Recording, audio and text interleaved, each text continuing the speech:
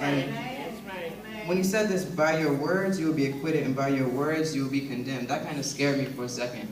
Because I'm thinking, well, I've said some bad things. I don't know if I'm going to be able to, get into heaven based on what I said.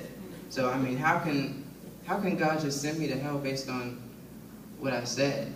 All right, come on now. But God sees the inside. I mean, even the way that we're saved is by God and his omniscient vision. He sees inside of our hearts.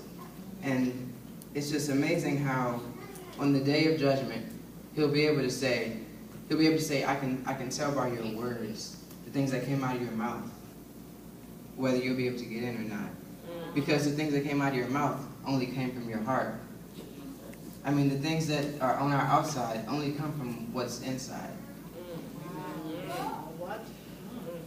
If it has apples, it's an apple tree. And when I got this topic, turn up your representation of Christ, I really didn't, know what I was going to say, but when I thought about how I represented Christ, I mean, when I was in school, when I was in middle school, high school, I was always known as the Christian boy.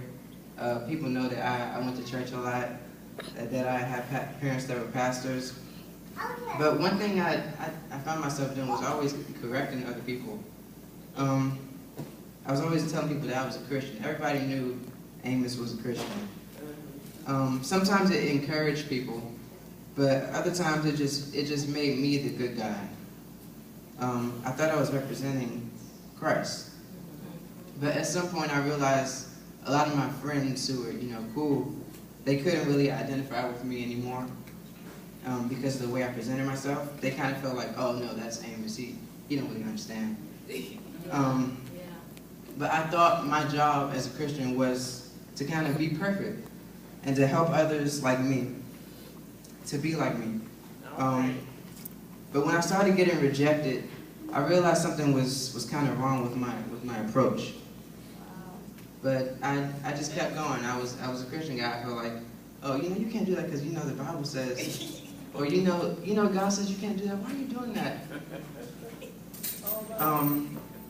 And eventually I just gave up. I said, okay, there's no hope for them. But somehow I kept